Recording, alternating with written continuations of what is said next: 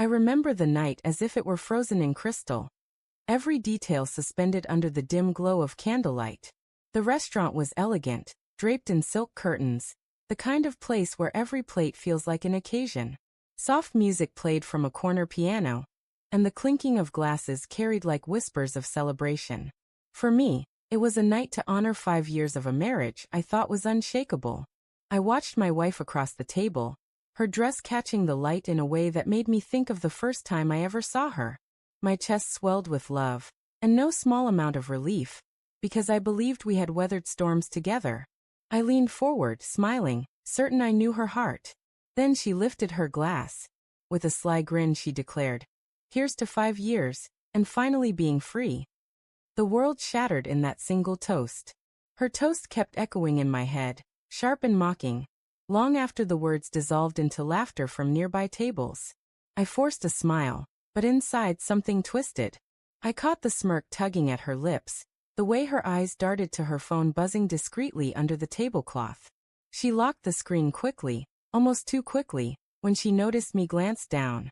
I tried to steer the conversation to us, to memories, to plans for the future, but her responses were flat, distracted, like I was reading from a script she'd already grown bored of.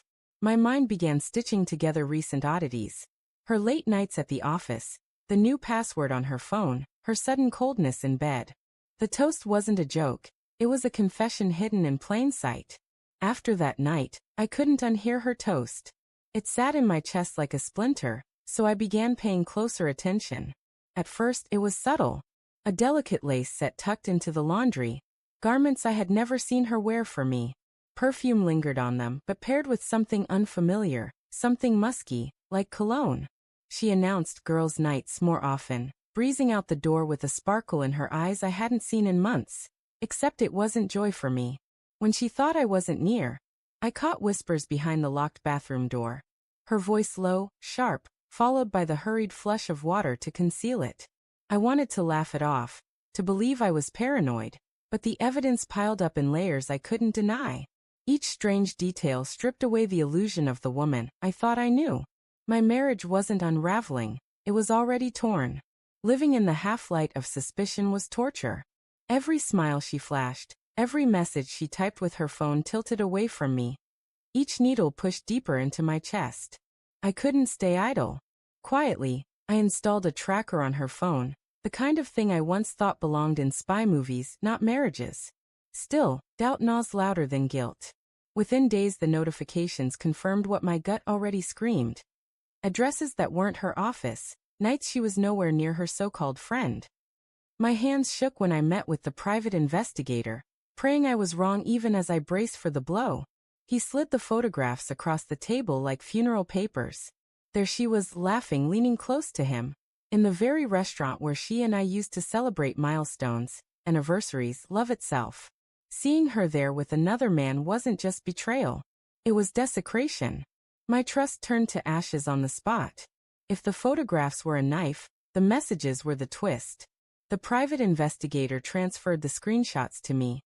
And with each line I read, the world grew darker. These weren't flirtations. They were blueprints for escape. She wrote about counting down the days until she's free, her words dripping with anticipation. Her lover replied with promises of a new life together, mocking the vows she and I once swore at an altar.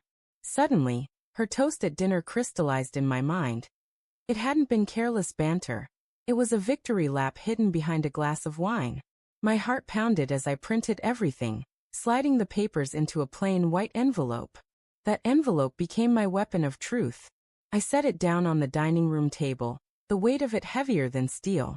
My hands trembled as I heard the sound of her keys in the lock, her footsteps closing in.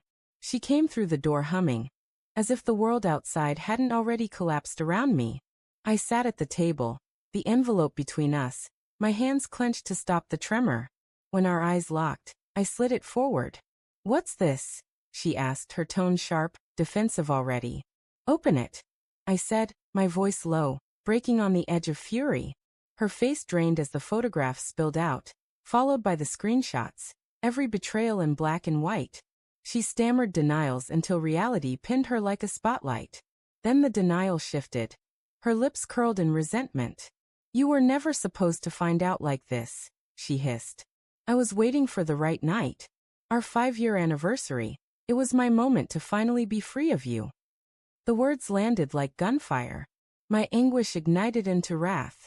I hurled back every lie, every alibi, every insult to our marriage she tried to bury under rehearsed excuses. Our voices rose, echoing through the walls, no longer a home, but a battlefield where her mask shattered completely. She stood exposed.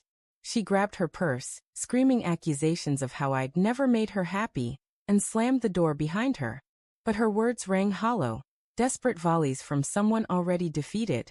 The evidence spoke louder than any excuse. Within days, the truth traveled. Family, friends, colleagues. Whispers turned into judgment, her carefully painted image crumbling into scandal. Even her lover, once her grand escape, began withdrawing as reality sank in. What started as her triumph ended as her humiliation.